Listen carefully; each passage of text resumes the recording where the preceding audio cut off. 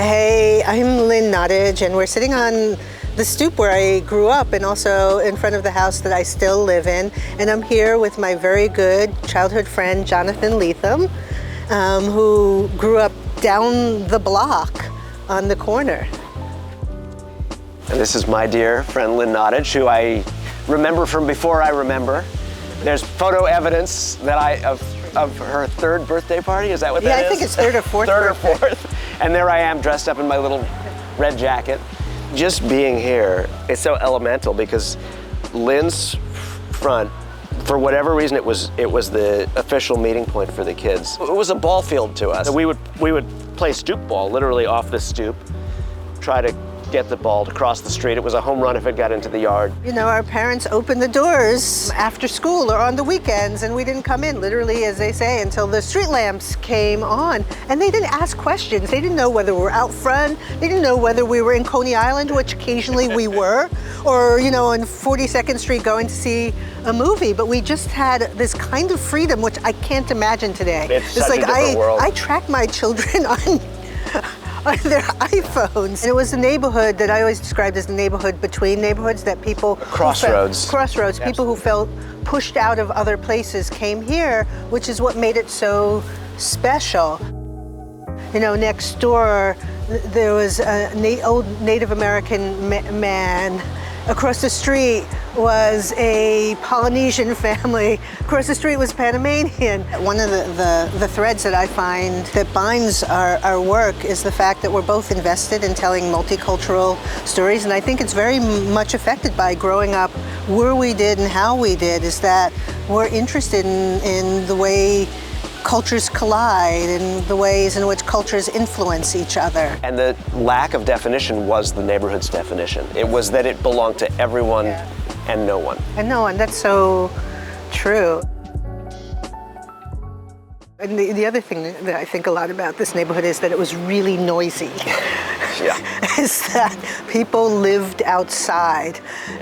Music pouring through parlor windows. The salsa was continuous. Salsa continuous. So anything else that you heard was salsa flavored. Yeah. Down at the boarding house, there was a guy who would play the bongos. Remember, he'd just like sit out there and sing until it was really a little heat. And that really, in some ways, was the soundtrack of our life. Yeah. Also, there was Colony South Brooklyn houses. Oh, that's true. On the next block over. The basement of that place was where a lot of hip hop got started.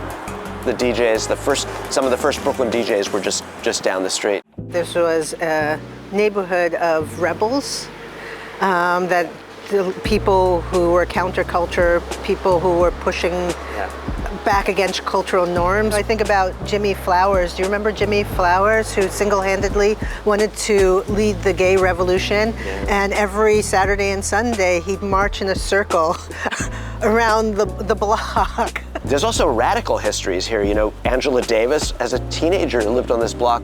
I went to something called the Black School that was started by my mother and Betty Shabazz, who was Malcolm X's widow. The family was hidden in that house on the corner when Malcolm X was shot. Liz Holtzman, who was a politician, lived on the block, and Carol Bellamy. You know, there was a moment when this was really the epicenter of progressive politics, and I have to include my mother in that, who was Ruby Nottage, who was, you know, one of the great community organizers. Growing up here, for me, was such an enormous experience. When I first wanted to become a writer, I actually didn't think I wanted to write about this because, in a way, I think I hadn't dealt with it enough. So I didn't write about Brooklyn till my fifth novel, Motherless Brooklyn. But then it was like a faucet turning on, and I sort of couldn't stop. Once I began to name this place and claim it as my own and sort through the memories, and so a lot of that had to do with sitting with you here or upstairs. There was a way in which only you could understand what I was really chasing, because you were a writer as well. And you were a witness, too, to portions of the story of this street that I'd missed. I've circled back and done it again with Brooklyn Crime Novel.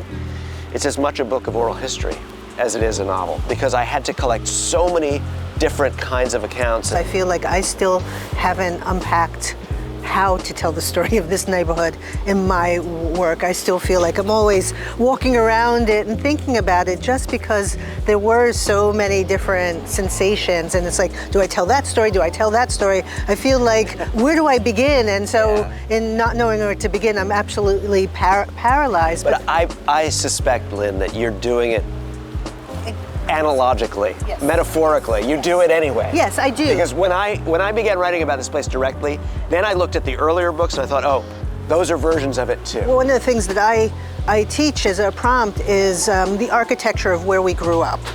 And I said that basically we write in the structure of the home that we lived in. And the structure that I lived in was this brownstone, which on the surface was pink.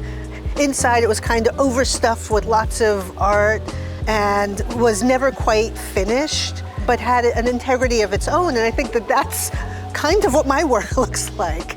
And I go around and ask my students, and they essentially say the same thing, is that their work is a reflection of where they grew up. That's so great. Yeah. I can talk just a little bit about the most recent piece that I'm doing, which is called This House, which is a libretto that I've co-written with my daughter, Ruby Io Gerber. And it's about a brownstone that is the vessel for 4 generations of people, and just how a space becomes a repository of memory, not just the individuals, but the actual house is very much alive.